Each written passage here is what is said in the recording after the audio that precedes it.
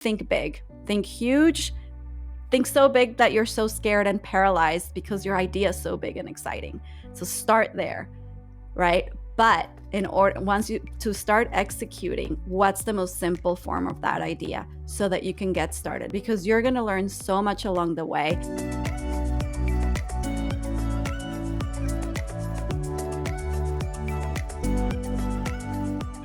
We all have big ideas and big dreams, but nobody really tells you where to start.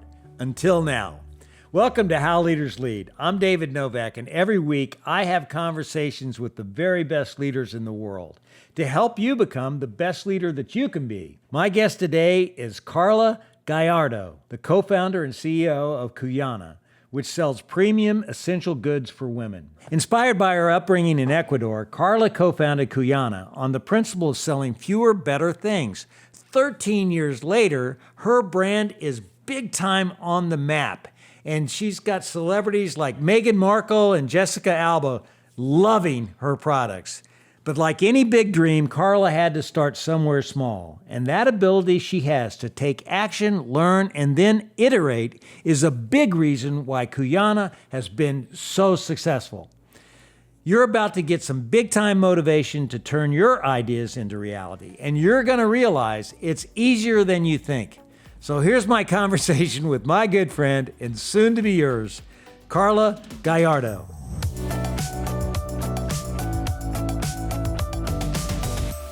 Karla, it's great to have you on the show. So nice to be here, David. Thank you. We're recording this, stepping right into the Christmas season. Just how important is this time of year for you? It really is. It is important. Yeah, we're on our toes, just refreshing our dashboards every minute.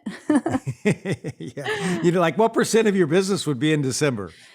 December would be about 15% of the business. So surprisingly, we have a seasonal business, but it's not as seasonal as traditional retail seasonality.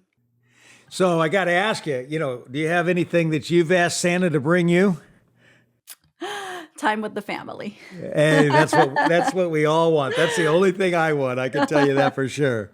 I know you're obviously in the clothing business, but I'm curious, what's the one piece of clothing that you'd never, ever give up that's in your closet today? Oof, that one's actually, I know which one. It's a winter coat that I've had since I was 22. And it's a high quality coat that I saved up for, that I bought when I got my first job at Goldman. And it's, what was like the first expensive product I bought myself. And I made sure that the quality was one that was going to, make it last. And it's just symbolic to me being able to afford it. But it also, represents a good choice because I can still wear it. Yeah, fantastic. And you were one of the first brands to plant your flag on this idea of a sustainable closet. What do you mean by that? Sustainability is a word that I think has been really inflated. Someone has lost its meaning, but I'll tell you what it means to Cuyana. Sustainability, our goal with being a sustainable brand is to make the least impact in landfill. So, that takes you back all the way to the number one place we can influence the most is on how our customer makes choices and helping our customer purchase better, right? Purchase products that she can wear every day and that she doesn't have to replenish or refresh too often. And that's because the quality is high, the style is timeless. And it starts there because the customer actually helps shape everything else that happens in the retail industry, right? The demand that a customer has shapes how much product is made. It also shapes how product is made. If customers learn about quality and demand quality, brands will make and demand quality. And so with Cuyana, of course, we look forward to helping our customer buy better by making these sustainable, high quality products. But our goal is to have a larger impact in the retail industry overall, and hence, help this industry have less of a negative impact in the planet. And so, you get this idea of basically owning fewer, better things and get this enduring quality, almost like that coat that which was your first luxury purchase. When did this idea really come to fruition for you, where you said, "Oh, this is what I really want to pursue"? It was an interesting point in life. So I moved to the US for college. I was 18.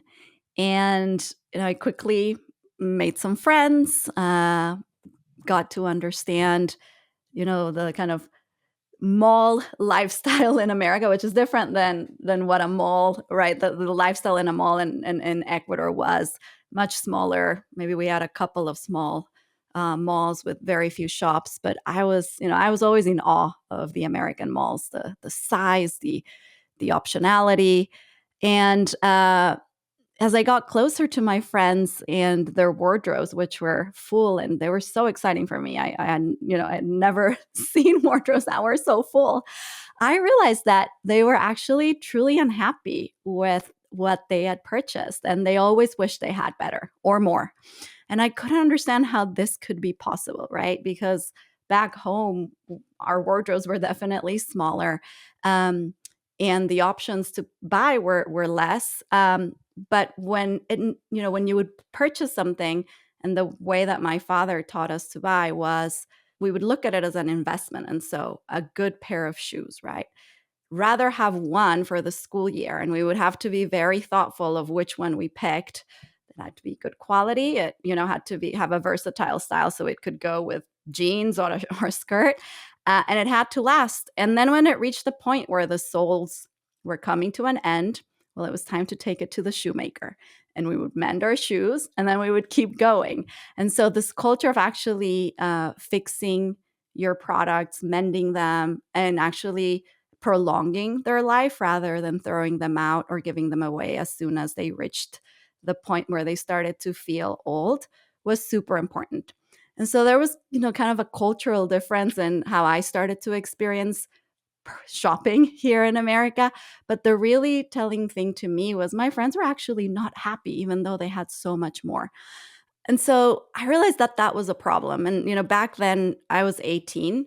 I didn't come up with a business plan right there, but that was the key seed in my brain that said, this is an area to look into with time.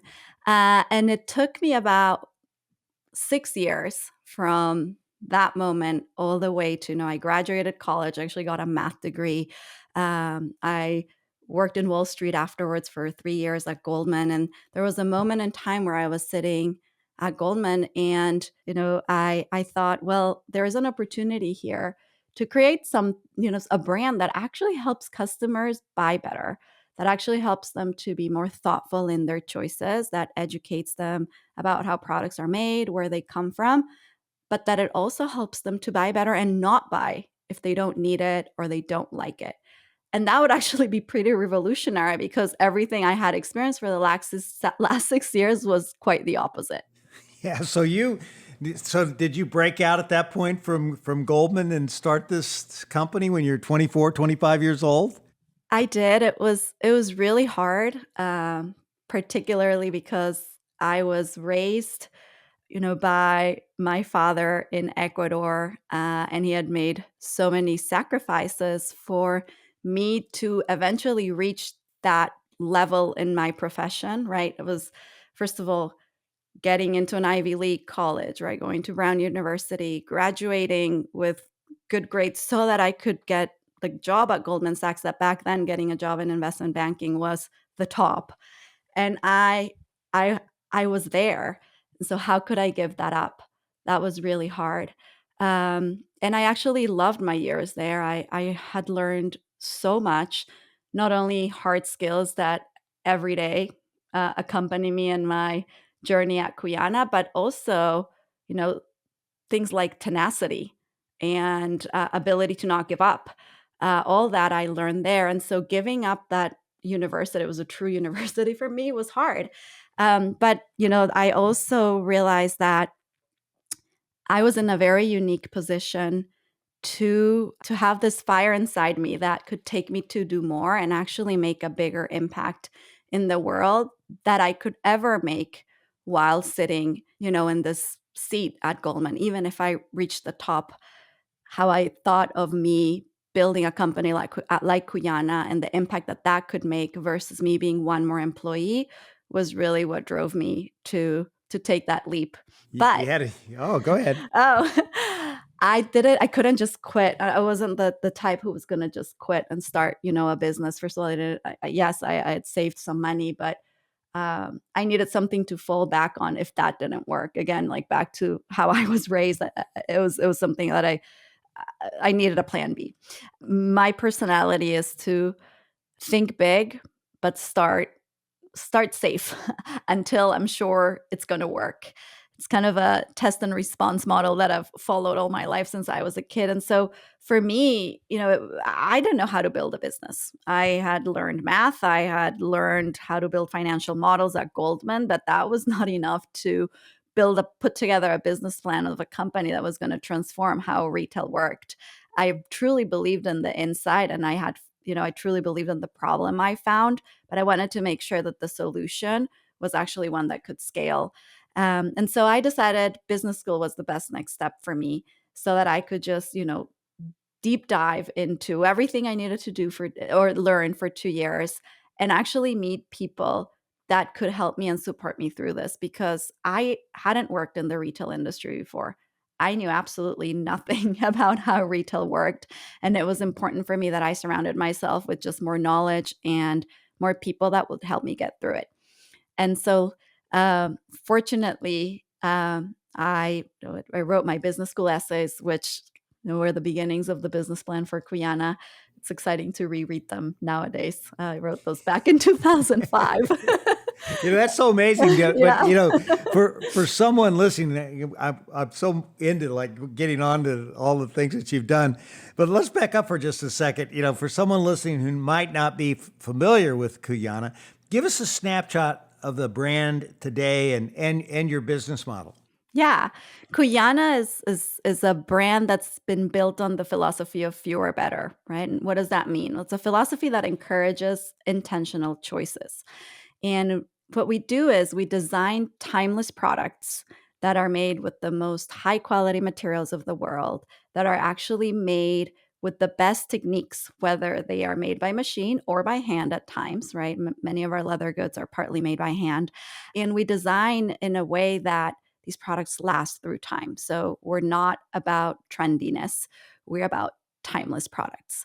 And what we've done is really, what sets Cuyana apart is this commitment to crafting products that are not just beautiful, but functional. And so our customer is women who work, women who actually have a drive to be successful, who spend most of their time working, but who also balance that or aspire to balance that with a personal life. So she is busy. She travels. She's transitioning from place to place. Her mind is in a million places. So we design and make these timeless, gorgeous, high quality products for her to be able to get through her day and give her time back.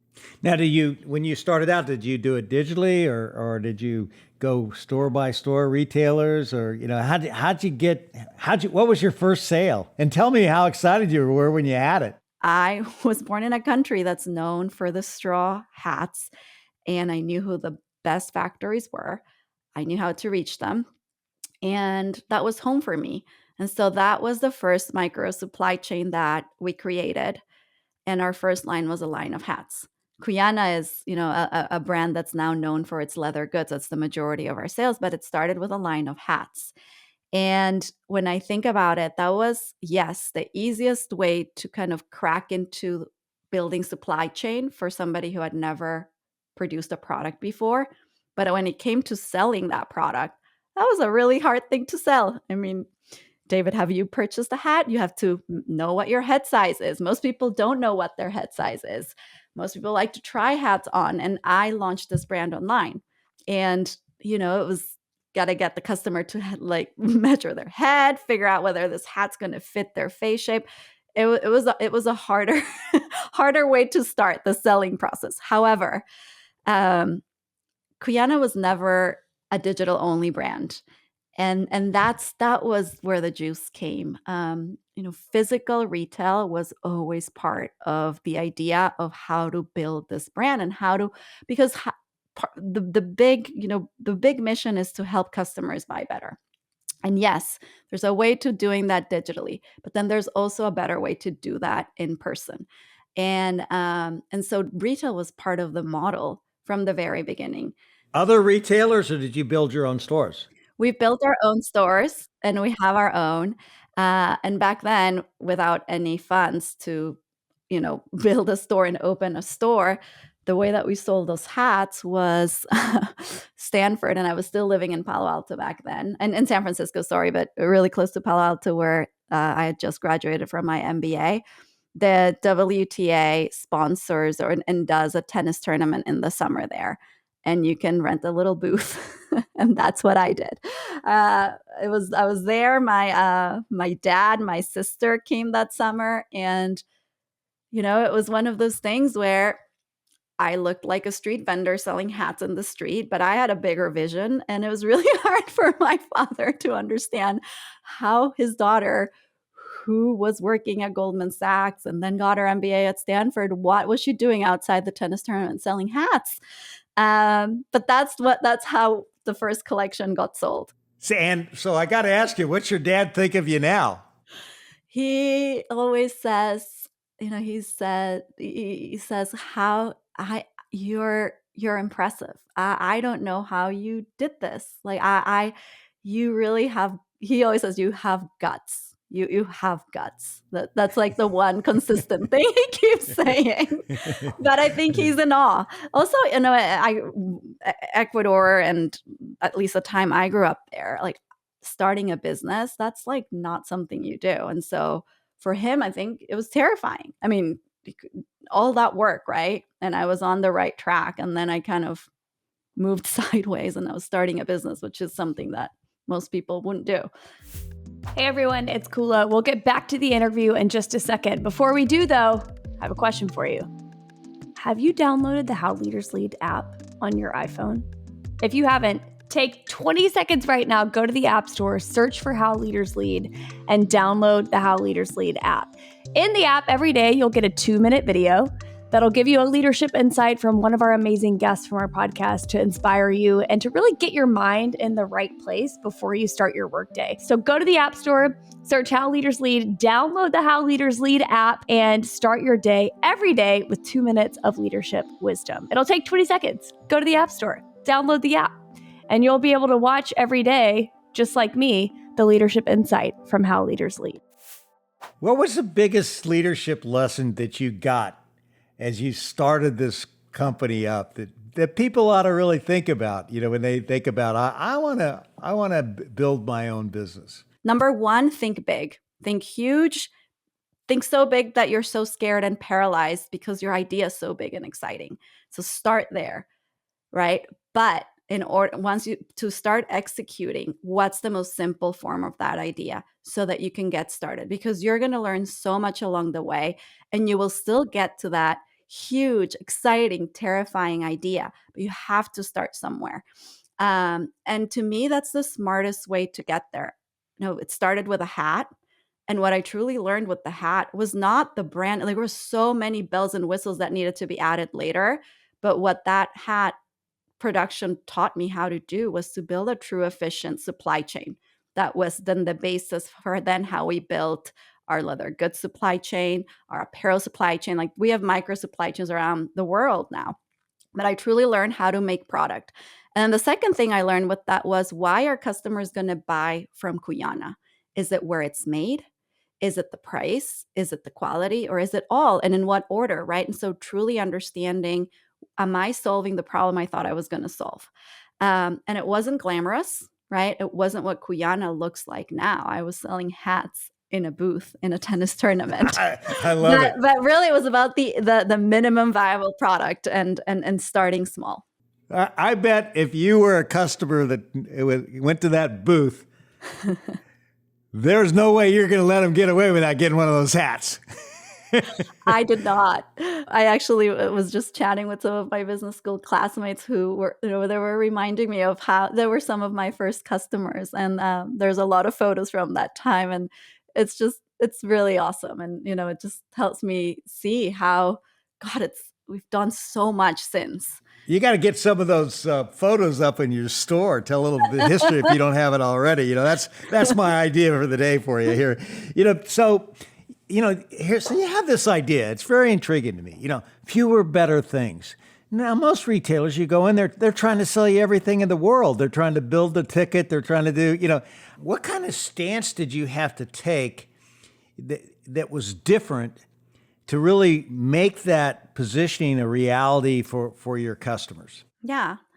Cuyana is all about building a really strong connection with our customers that will last for life.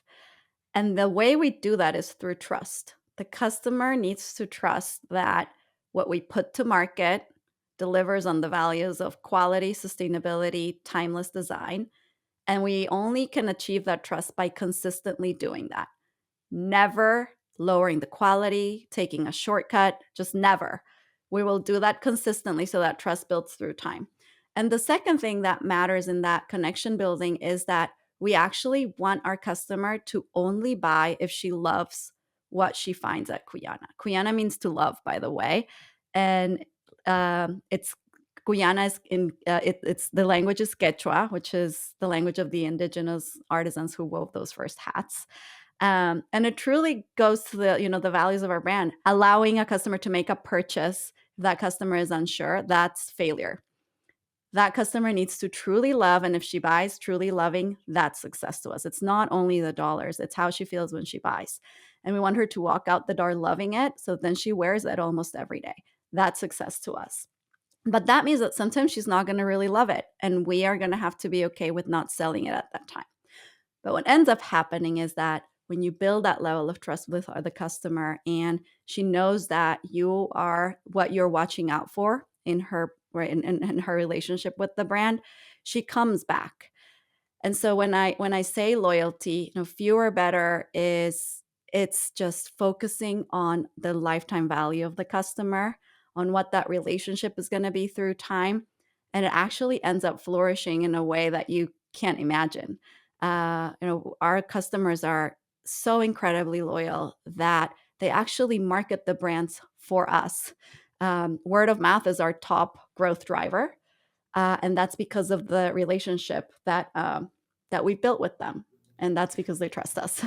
So, here you are, nearly 15 years later. When you look back, what would be your top 3 strategic decisions you've made to get you to this point? The first and most important one is our merchandise and production model. Our goal is to create bestsellers, right? So we are designing product by product as opposed to season by season. And so it's very intentional, the design, right? We see a business opportunity, we make sure it solves a problem for the customer, and we go after it. And so you can think of a toiletry bag back in 2012. Well, all you could find are plastic toiletry bags, in beauty shops. There wasn't something beautiful made of leather that was priced at the, $100 range that you could just purchase and keep forever. And so then we designed our travel case set. Continues to be one of the top products. It's a product that's been out in the market for now 12 years, and it's still at the top, right? But it's these just white gaps in the market that we go after. And there are times that we don't get it right. And so in order for us to not pollute, right, and not overproduce a product that's just not going to work, the way that we launch a product is through a small batch approach. And so we will create a small batch of what we've designed, what we've tested, what we truly believe. We'll put it to market. We'll launch it. We'll see how it does. And if it has the velocity that we hope it will, then we push play with our factory and we produce the larger productions and start putting this product to market. If not, then we wait through selling that small batch and we just don't do it again. And so what that allows us to do is to create this business of hero products that get reordered every month and that build right into these larger business lines that we have. So this merchandise model has really allowed us to create this business that just doesn't overproduce, and that also allows us to really learn how the customer interacts with the product, and through time we start to make it better. So you're really a product driven retailer where you literally try to solve problems with with the products that you develop. Can you tell me about the biggest idea you thought you had, okay, that when you went through this process that ended up being something that you had to discard? My mind went straight into one that I actually thought was going to be awesome. So it was a tampon holder. And we designed this product because as women, right, you are in the office and you got to go to the bathroom, and some bathrooms have, you know, the products there, but most don't. And so how do you carry those? And so we created this tampon holder. We're actually incredibly excited. We had asked many people. It seemed like it was going to be a hit. Uh, and we launched it and it was crickets. And, it turned out that many women actually don't care to carry them without a cover. And that's great. And just other women just carry them in other pouches. Like it wasn't like a niche or a real need. It was just like one more thing. And that means it goes against our values of just buying, having few products, right? It was just like one more thing that maybe wasn't going to get that level of use. And so we aborted the plan. There you go. There you go. I'm loving this. And you're obviously a very dynamic leader and very passionate about what you do. And I want to get more into how you're leading at your company, but I want to take you back. I want to hear a story from you about your childhood that really shaped the kind of leader that you are. I mean, your dad says you have guts. What was it? What was it that happened to you when you were a kid that really influenced you the most? My childhood certainly influenced me tremendously. I would say two things. So by now, I grew up in Ecuador. So Ecuador in the 80s and 90s, right? It's I love your country, by the way. It's You great. do? Oh, Yeah. thank you. I do too. Very proud of it. There is a sad part to it, which is that, most humans in Ecuador live below the poverty line. And I was raised in that environment, being one of the lucky ones. In my home, there was food on the table. I had parents who worked really hard, to make sure my sister and I went to school. Education was the most important thing at home. My father always said, education is something no one can take away from you. Just school really mattered. And the one thing that living in that environment that just was really ingrained in me was that you can never settle for what feels comfortable because things just change. And so this need to just become adaptable was a big part of that. And I'll share one example. At some point in high school, there was a big financial crisis in Ecuador. My father worked in finance, and from one day to the other, he lost his job. And it was one of those job losses that, it wasn't going to get solved within a few months because the system crashed. Most banks had closed, and it was going to take time for him to regain, a place in the industry. And it was a time when applications for college were coming close. Like there was a lot going on, and I didn't really appreciate it back then, but I can today.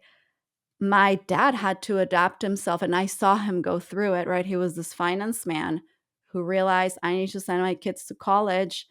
I'm not going to have a job for a while. I need to figure this out.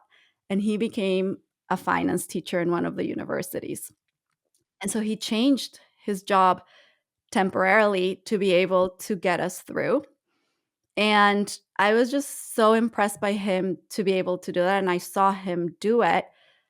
And so there was always something inside of me that said, you got to move quickly, you got to adapt, you can't be comfortable. And then the other piece about growing up that I think has really defined me as a person who actually impacts how I lead is having been raised by him.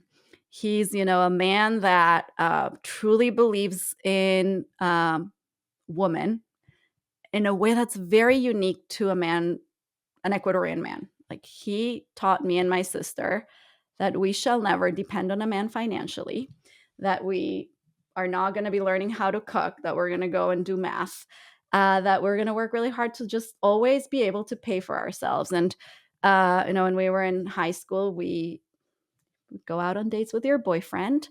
We would pay for our boyfriend's movie theater tickets or ice cream. Like, we were not going to be paid for.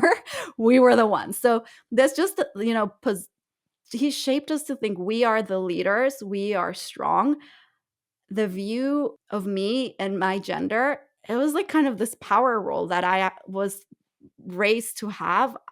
I had never thought of myself as something less than, it was the opposite. And that was actually really, it's been really encouraging to me through life, because I've never thought of gender as something that's puts me, in a kind of different level. At Brown, I was it was me and another woman, and the entire class, probably more than 100 students, it was all guys, men in math, right? We were the only two girls doing math.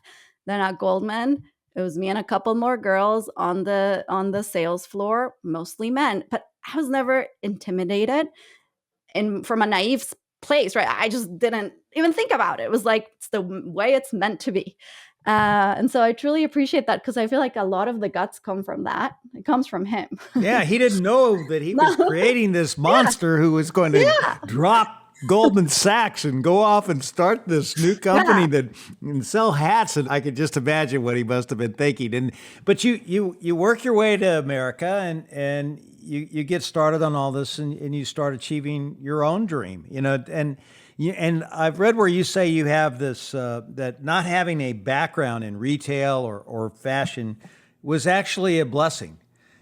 Say more. It truly was. We talked about the merch model and how we produce. So different. I think that if I would have known how it's supposed to be, I would have kind of been locked into that, because it wasn't only about, it wasn't only as easy as building a new way of producing and, a new way of creating product.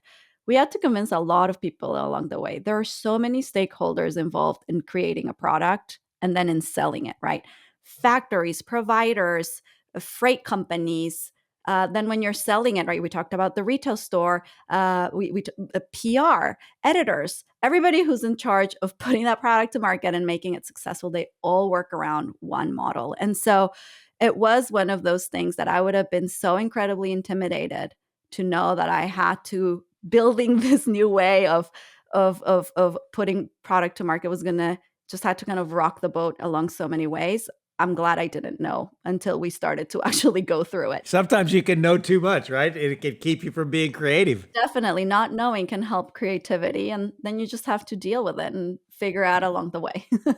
So you have like 5 stores right now. What's your vision for the hard side of part of the business? Look, if COVID wouldn't have happened, we would probably be at 2 to 3 times that store count.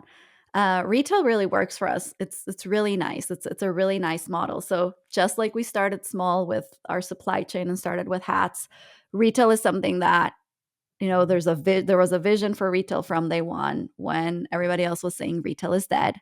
But we started small. And the reason why we started small is because we needed to understand the perfect formula of the size of store, the location, and how we were going to, right? We needed to make stores that were each one on their own going to be profitable, which is not what, that's not many retailers approach to brick and mortar. For us, every store had to be profitable on its own. And so it took a few years to learn that. The great thing was that we tested all of this when retail was dead. And so there was a lot of open spaces across the entire country where landlords were willing to sign, a few months of like just give us short-term leases for us to be able to test and understand it. And then we understood it and we started to open, and it was wonderful. And then COVID happened. And so we had to pause our plan. And we paused on expanding retail up until this year. You're hearing that we're about to open a new store. It's a very exciting moment for us because retail is going to be where we focus going forward. And the reason why we didn't, restart it earlier, it's 2024, COVID, happened 2020, is because we needed to really understand the aftermath of COVID. How have neighborhoods changed? How has the customer changed? Is that formula that we figured out in the early years still right for today? And there are some tweaks, and so we're still a little bit in learning mode before we start to accelerate super fast. But we continue to believe in physical retail, and we'll see more of our stores across the U.S. We'll be back with the rest of my conversation with Karla Gallardo in just a moment. It's clear Cuyana wants to design products that solve problems for their customers. And that's a theme that comes up time and time again in the conversations I've had with successful entrepreneurs, including my episode with Uri Levine, the co-founder of Waze. He says that your customer's problem should be your North Star. If you solve a problem, it's guaranteed that you are creating value. Now, in particular, if you are starting a new journey, then you are seeking for value creation. And the problem is the easiest way to do that. And for a second, I would say there are probably three reasons to do that. One is the story is way easier to be told, right? And that makes your marketing easier. That makes your customer acquisition easier. That makes your raising capital easier. An easier story to be told is significant. But the most important part is the problem remains the North Star of your journey. And when you have a North Star, then the deviations that you're going to make are going to be shorter in time, shorter in duration. It's easier to keep the focus and execute the plan when you have a North Star. And that is really pretty significant.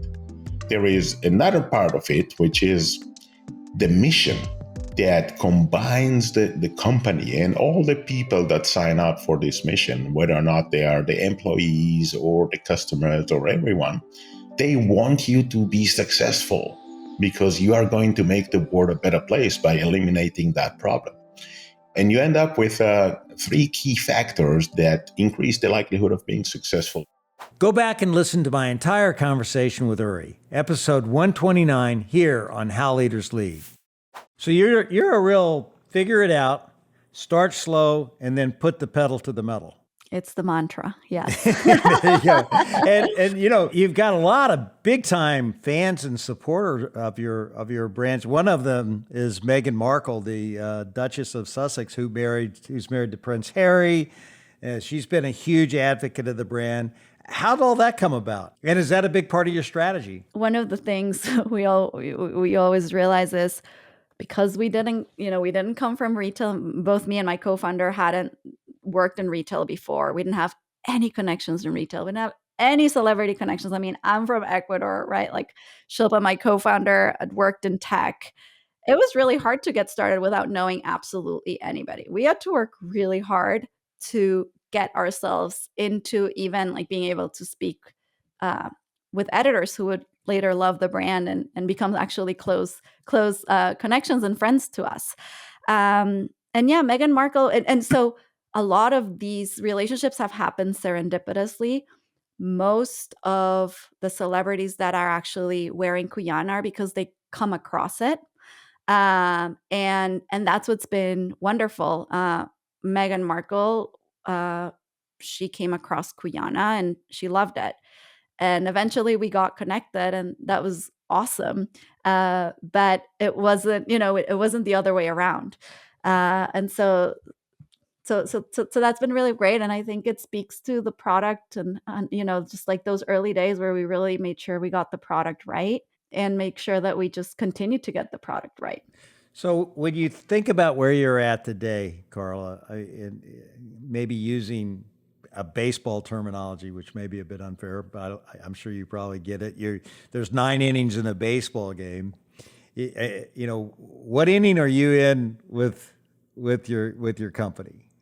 Wow, David, that's like a interesting way of asking the question. So the end I haven't made it to the end point. No way. And I struggle to say, or just even for my own self, understand which inning do I think I'm in. I'm definitely not on the first one, right? If business model has been figured out, but I don't even know if I'm like halfway through. I just don't think that moment of feeling like we've made it has come yet.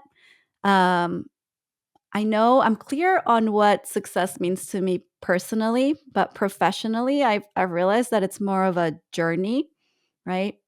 And rather than like an ending point. It's interesting. One of the directors of our company, Yum Brands, early on was John Weinberg Sr.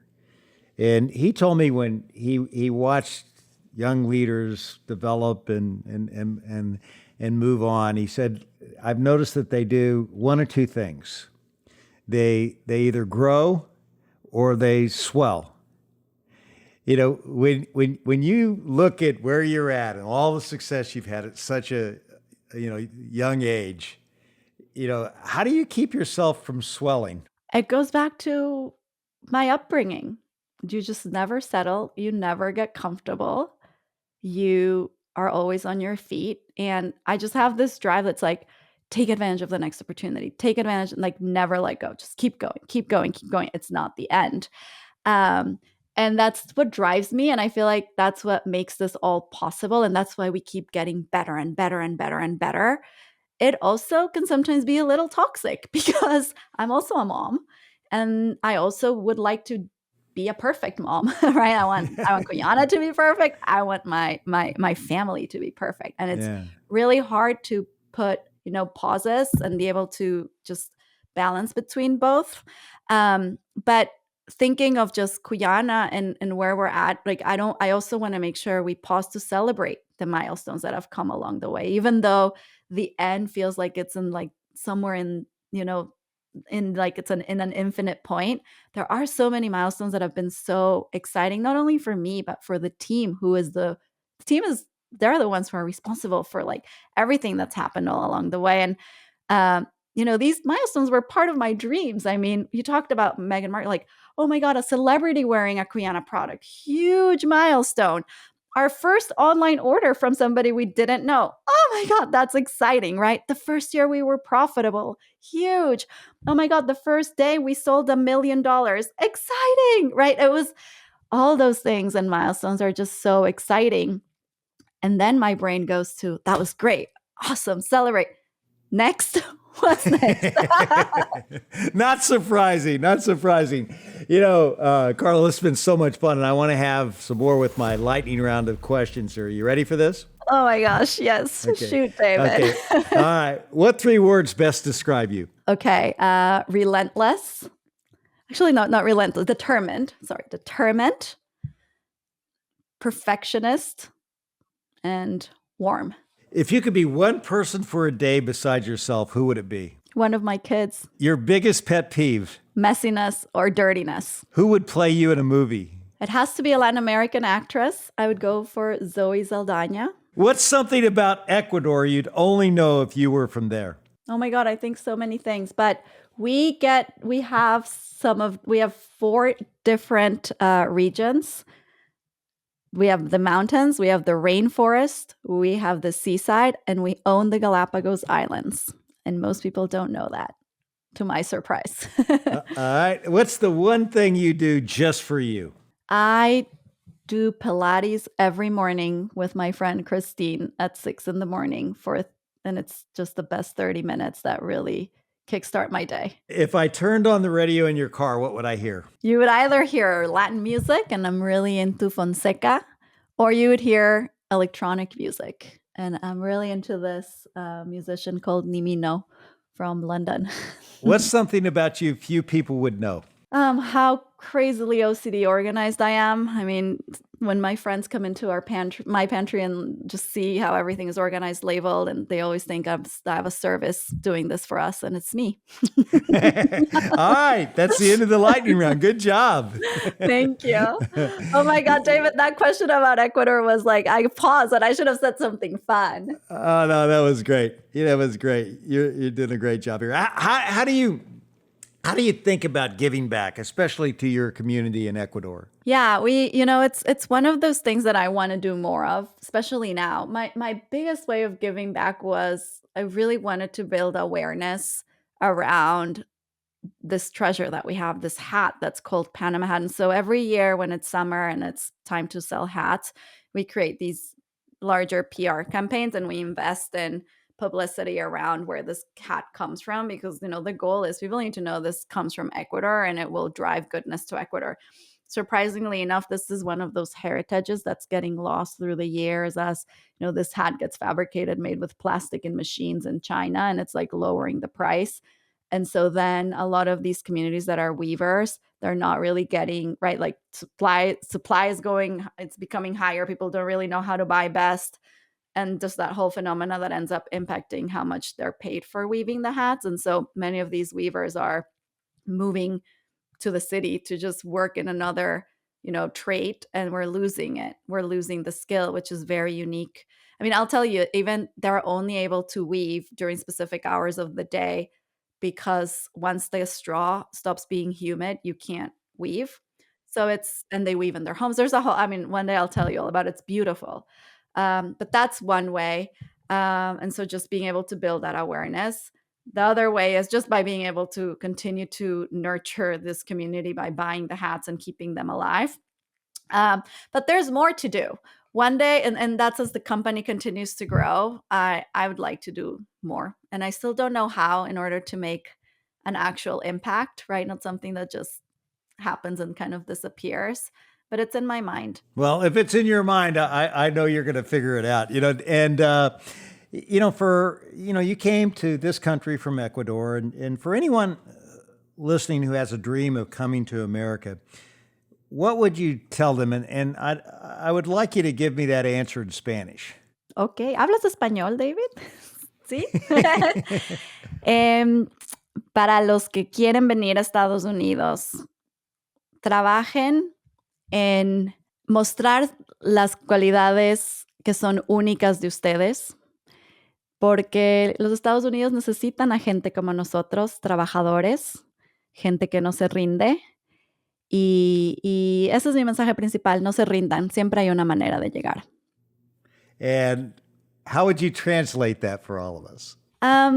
I share that we are unique individuals who work very hard and who are so determined, who just don't give up.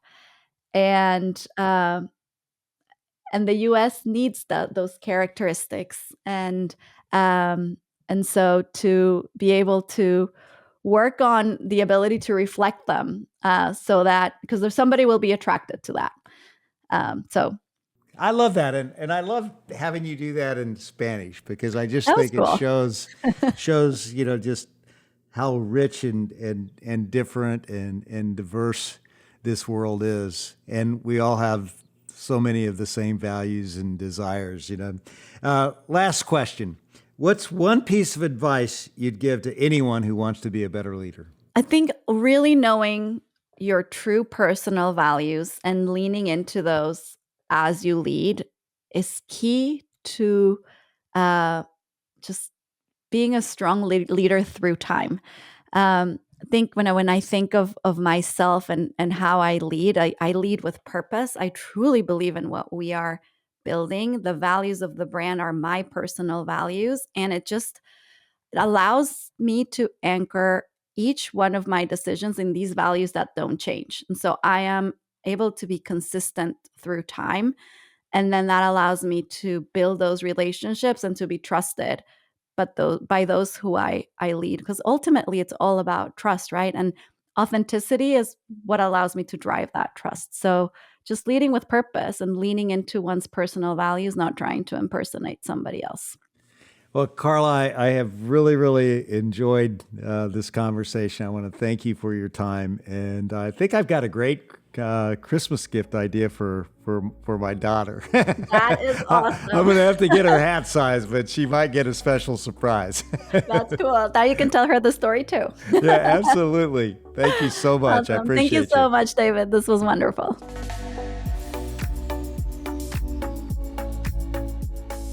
I hope this conversation reminds you, it's okay if your big ideas feel scary. You just can't let that fear stop you in your tracks. Find a way to put your big dreams into action. It might mean selling hats at a tennis match, but when you take that first step, no matter how small it seems, it's going to help you learn what you need to do to take the next step and the next one after that. Because let me tell you, Sometimes the only way to make the path clearer is to start walking down it. So this week, think about the big idea or dream that's been rattling around in your head. What's one small way that you could take some action toward it? As Karla says, you gotta start somewhere. And who knows, that one small step could be the start of something huge. So do you want to know how leaders lead? What we learned today is that the great leaders dream big, then start small. Coming up next on How Leaders Lead is our much beloved quarterly recap featuring top takeaways from every single guest over the last 3 months. So make sure you're subscribed to How Leaders Lead wherever you get your podcasts so that you don't miss it. Thanks again for tuning in to another episode of How Leaders Lead, where every Thursday you get to listen in while I interview some of the very best leaders in the world. I make it a point to give you something simple on each episode that you can apply to your business so that you will become the best leader that you can be.